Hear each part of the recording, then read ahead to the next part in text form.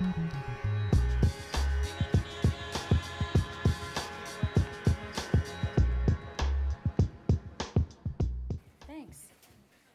Yeah, I get a booster stool. Love the lights. It has little divots in it, so it's actually really funny to stand on. Thank you all for joining us this afternoon. Thank you, Ted. I remember when this was a seedling in Ted's hand and head and heart, this conversation that he so very much wanted to have happen. And I'm going to be talking a little bit to Rand and Michael, but I think the most exciting part of this hour is you're going to be talking to them directly and have the opportunity to ask questions. So I'm going to start off with a few questions, but I really hope that you'll take this opportunity to find a microphone and become the storyteller and part of this conversation as well. You know, the idea of a brand being perfectly pure, I think, is one that many strive for, but very, very, very few achieve. And we can see how the conversation around green and businesses in particular are responding to the social and environmental challenges that we're facing today, from marketing to operations to brand building to managing risk. We've shifted from that paradigm, that mandate that Milton Friedman talked about in the 1970s, which was the only social responsibility of business. That I'm going to read his exact mandate. There is one and only one social responsibility of business: to use its resources and engage in activities designed to increase its profits, so long as it stays within the rules of the game, which is to say, engages in open and free competition without deception or fraud. Right?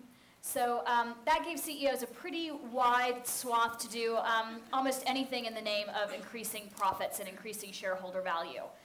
What we're seeing today is really inspiring.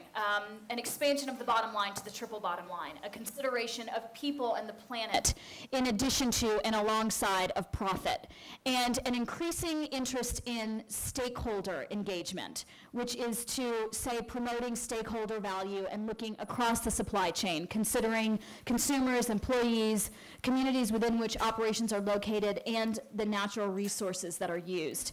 And I particularly appreciate a definition of sustainability that I think will lead us into our conversation today with Rand and Michael. This was a sustainability conversation that happened with Scott Exo of Portland's Food Alliance. Because one of the areas in which the green conversation is really taking hold is in the area of food. The green marketplace for food has reached over $30 billion. And the conversation and the exploration of organic agriculture in particular has exploded in the last 5 years.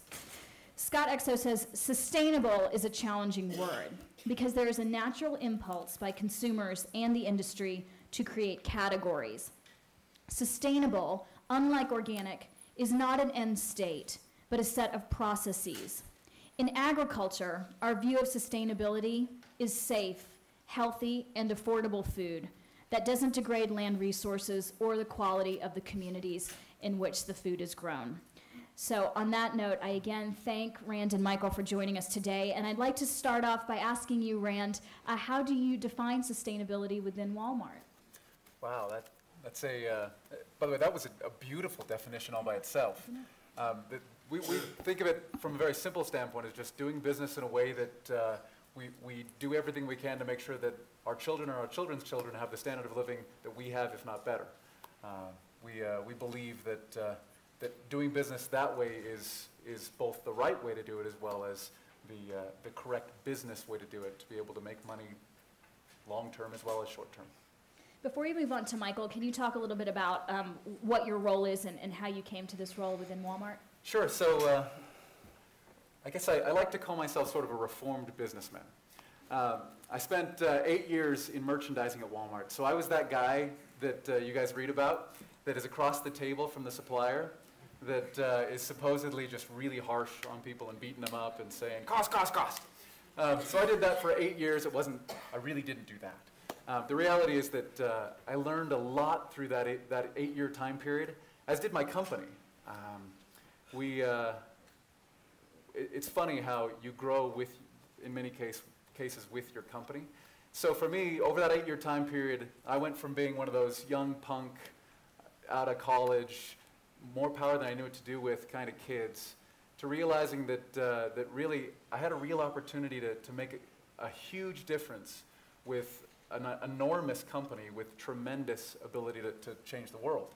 And at the same time, this was happening within my own company. And the experience for me and for the company in many ways culminated in 2005. That's when Hurricane Katrina hit. And I was buying salty snacks, which is a random thing, I know. So I was the Cheeto and Frito and everything else. I was that guy.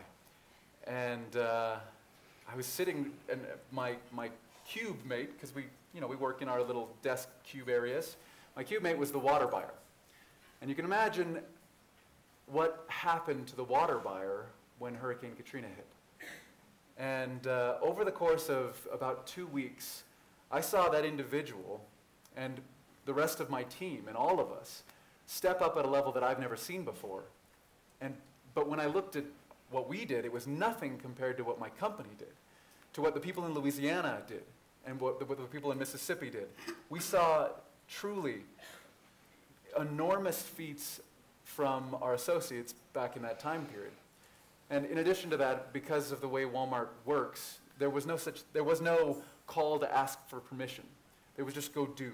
Take care of your customers. Take care of the people that you care about. And across all of that affected region, we saw our company act the best we'd ever seen it act before, more efficiently, more powerfully, and for the betterment of society in a way that we didn't know we could do. And for me at the time, as well as for Wal Mart, we both had a bit of a wake-up call. And the wake-up call was the realization that doing business as the largest company in the world isn't just about making money, as you said about our wonderful economist friend Milton Friedman. It's about making sure that you are doing business and every single day of your life trying to be as good as you were when you were your best. And for us, that was that time period with Hurricane Katrina. And so since that time, me and my career as well as my company has spent the last 2 years, essentially since October of 2005, trying to be as good as we were during Hurricane Katrina all the time. In fact, we like to say that what's happening with the climate today is just Hurricane Katrina in slow motion. So why not be as good as we were then every single day?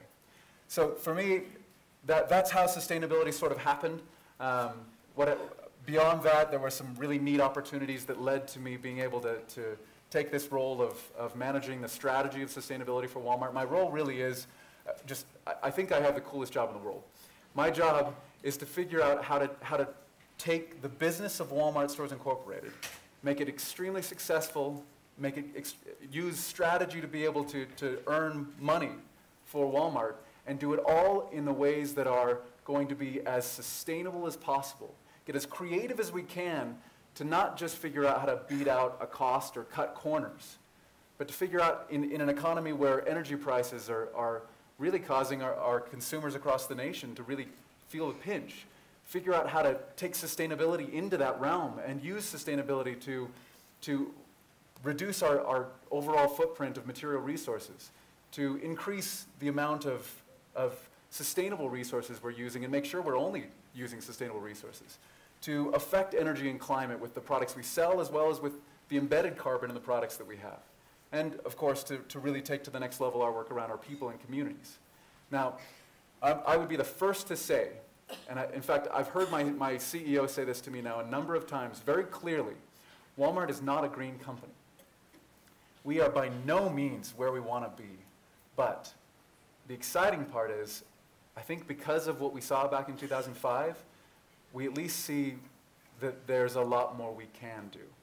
And so that's my job, is to make sure that we're doing as much as we can do.